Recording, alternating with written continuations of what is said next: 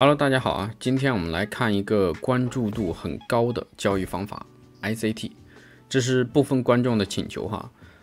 但是我个人啊，对于 ICT 的了解其实比较少啊，主要是它里面的东西啊太多了，从这个市场结构到时区交易，还有各种不同的交易模式，ICT 它都有涵盖，包括这个 FAG 啊、OB 啊、EQL、EQH 啊、BOS 啊。光它这些专有名词啊，就一大堆啊。这种交易方法啊，就像缠论一样，他们都是拥有一套可以进行这个自圆其说的啊，涵盖了各种不同的市场情况的偏主观分析的交易方法。它里面有很多人为的主观的分析啊，很难说去孤立的去评估它的价值。并且也缺乏适合的这个衡量的量化标准啊，所以我呢也是在网上搜索了很多相关的这个资料，给我的感受呢就是说好听一点啊，就是这个方法具备它的复杂性多元性；说难听一点就是其实即使是这个 ICT 本人他频道里面的视频我其实也有这种感觉就是太长了，就感觉你永远都看不完。所以说这个东西你怎么去量化呢？不管你最终跑出来什么样的结果它都是没有办法让人信服的，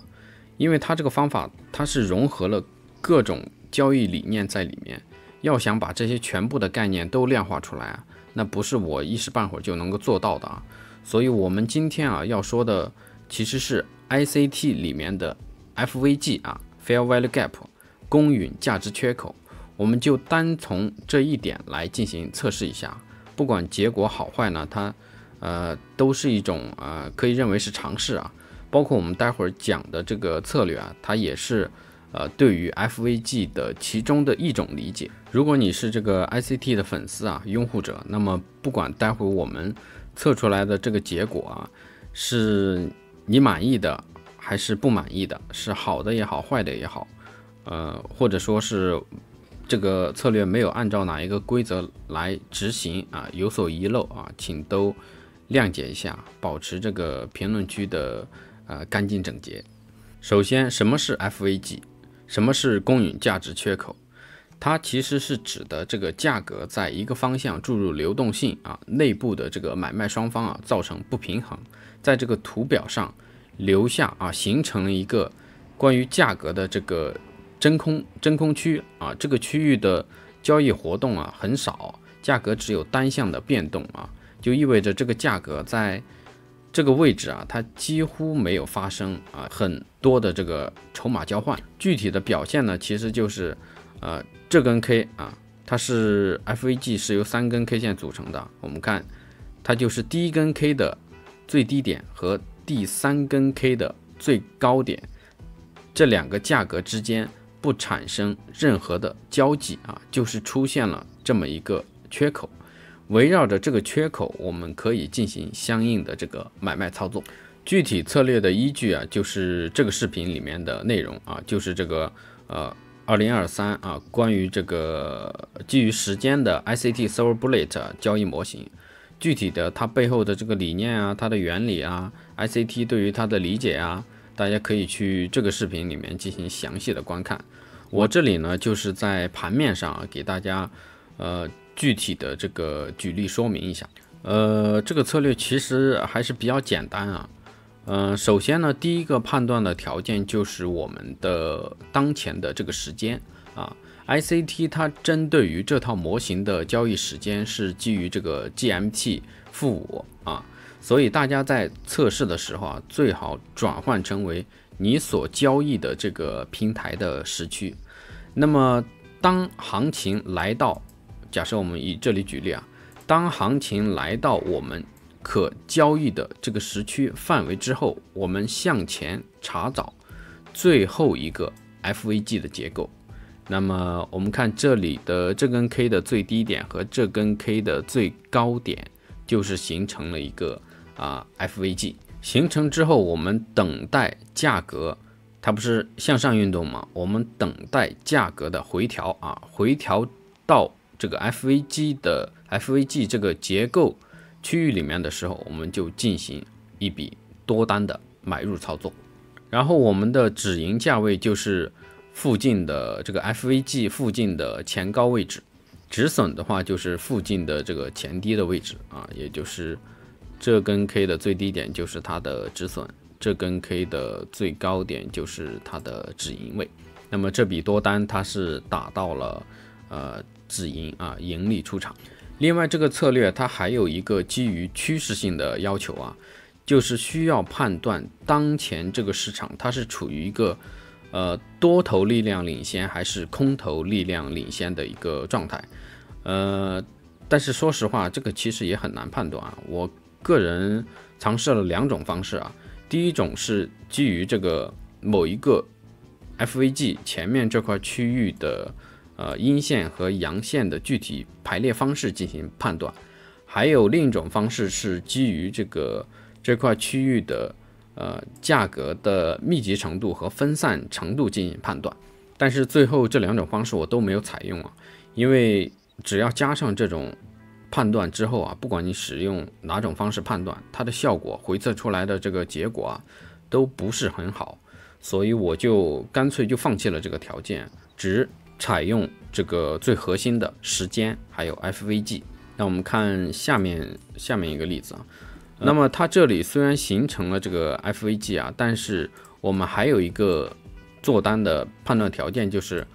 你的进场价位要距离你的止盈价位要有一定距离才可以。比如说我们这里要求的是15点啊，这笔它距离止盈价位是20，差不多就是22大点啊，所以它是大于15大点的，所以我们就做进去了。所以我们看这里这笔结构的话，它大概率应该是没有达到我们的这个最小的止盈点位要求的，所以这笔订单是不会做的。做空的条件和做多的条件都是一致的。首先就是来到了，大家看深色的这个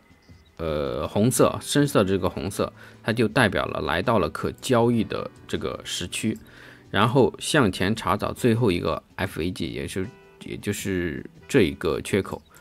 然后当价格向上回补这个缺口的时候，我们就进行一笔空单的卖出，然后止损价位设置在前低，止盈设置在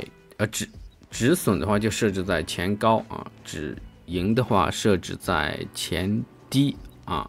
那么这笔订单是止盈出场。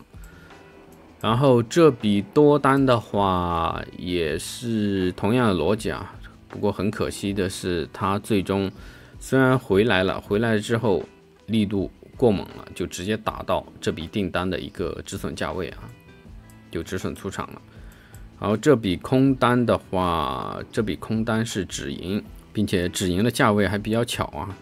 基本上来说刚打到止盈价位就立马很多头就非常强力的反弹上去了。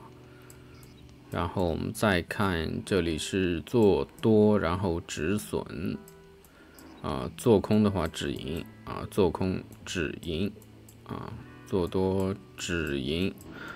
像这种的话，就是虽然形成了 FVG 啊，但是在可交易的这个时区范围之内啊，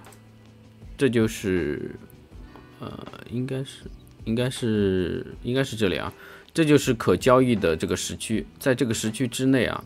这个价格并没有向上打到我们的 FVG 结构啊，所以这笔空单就做不进去啊，不满足条件。好，那么具体后面的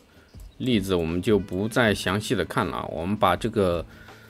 程序把它跑完，然后看一下它在这44个外汇品种上，包括几个股指啊，还有黄金这些，看一下它在这些交易品种上的一个具体的表现啊，最原始的这个策略它的具体表现如何。好，我们这里是已经回测完之后的一个结果啊，大家可以看到它不是说非常优秀的那种策略啊，但是最起码它在很多交易品种上，这是40多个交易品种啊，最起码它是在1半多的品种上都是处于一个正收益的一个状态的，并且它在不少的品种上的这个采收率啊，也不是说非常难看啊。我们随便看一个这个收益曲线，但是需要注意的是，它这个策略啊，它在某些品种上，其实挺多品种上都是这样的，就是交易笔数太少了。那么针对于这种情况的话，熟悉的观众应该知道，我们针对于这种策略大概率会采用这种投资组合的方式去运行它，因为你单个运行的话，你这个交易机会真的是太少了。我们这里回测的时间是从12年一直至今如果一个品种上这12年多的时间都只有200-300笔交易的话，说实话，这真的太少了说不过去。我们看一下这个刚才运行的傍日的这个收益曲线，总体来说还行还可以采收率5.65，然后700多笔交易，然后平均获利176，平均亏损139胜率52%都是一个很基础很正常的一种状态盈利因子1.35。那么我们再挑一个交易笔数比较多的，比如说这个黄金吧它这里是894笔交易，基本上来说是最多的了这个最多的，但是它是亏损的。我们就看一下黄金它这个收益曲线怎么说呢？其实不是太好为什么呢？我们看一下这个区域我们这里是从12年开始运行的，但是它直到2020年初也就是这8年的时间都是处于一个箱体震荡的一个状态，也就是策略的停滞期有点太长了。针对于这种策略的表现来说的话，除了我们可以针对于策略进行相应的这些优化，包括参数优化之外，还可以做的其实就是把它纳入到一个投资组合中去，让其他策略在这8年的表现来对冲这种停滞期过长的一种现象。好，基本上来说，这就是我们今天要讲的这个全部内容。个人觉得这个 FVG 这种结构还是有它的价值所在的我个人应该会进一步的继续开发下去看一看是否能够挖掘出更多的这个价值。因为近期比较忙所以针对于公开内容的分享，我就稍微有一些懈怠等过段时间就好了。好，那我们就下个视频再见吧，拜拜。